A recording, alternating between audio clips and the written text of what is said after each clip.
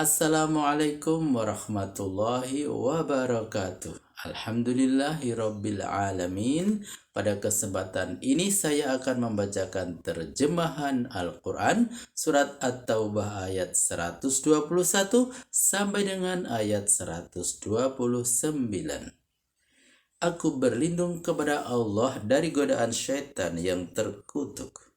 Selanjutnya mereka tidak mau menyumbangkan sesuatu sumbangan pun baik yang kecil maupun yang besar, dan tidak pula mau melintasi lembah dan semak belukar. Kalau mereka berbuat, pasti perbuatan itu dicatat dalam lembaran buku amalnya untuk diberi balasan pahala oleh Allah dengan yang lebih baik dari yang mereka lakukan. Catatan: baik yang sedikit maupun yang banyak. Dan orang-orang mukmin yang tidak dituntut supaya mereka pergi semuanya ke medan perang, alangkah baiknya di antara rombongan besar yang pergi berperang itu ada pula segolongan kecil lainnya sesuai dengan keperluan.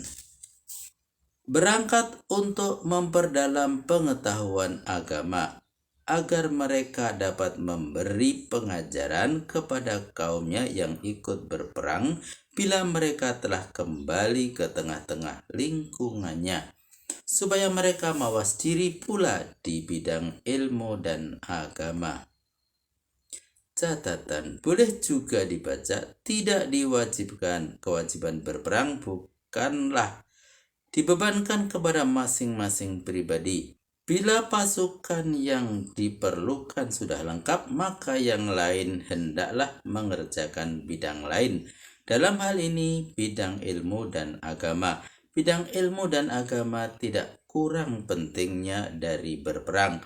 Kewajiban berperang timbul apabila Rasul keluar dan mengajak yang lain untuk ikut berperang serta, hai orang-orang yang beriman, perangilah orang kafir yang semakin dekat jua menyusup ke dalam wilayahmu. Mereka harus menemukan kekerasan padamu, dan ketahuilah bahwa Allah bersama orang-orang yang takwa. Apabila Tuhan menurunkan sebuah surat dari Al-Quran kepada Rasulnya, maka di antara orang-orang munafik itu ada yang mengejek, Siapakah di antaramu yang bertambah imannya karena turunnya surat ini?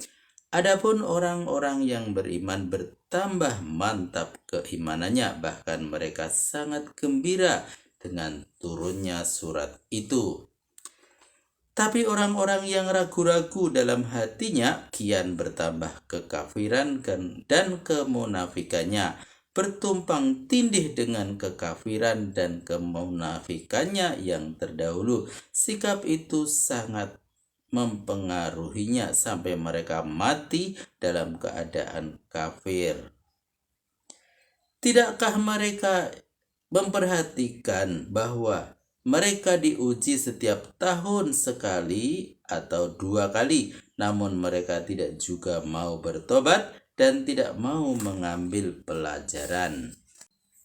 Dan apabila diturunkan sebuah surat kepada Rasul, mereka satu sama lain saling memberi isyarat dengan pandangan sambil bermusyawarah untuk meninggalkan majelis secara diam-diam. Katanya, adakah orang yang melihat kamu? Lalu mereka meninggalkan majelis.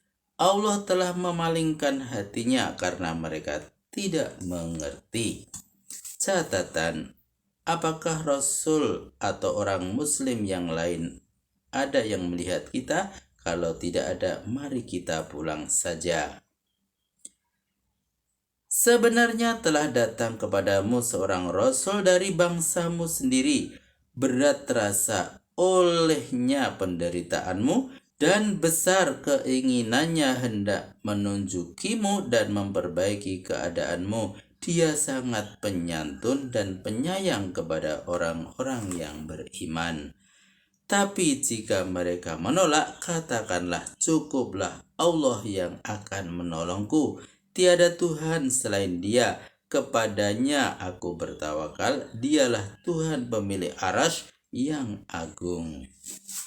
Maha benar Allah dengan segala firman-Nya. Alhamdulillahirrabbilalamin. Telah kami bacakan terjemahan Al-Quran surat At-Taubah ayat 121 sampai dengan ayat 129.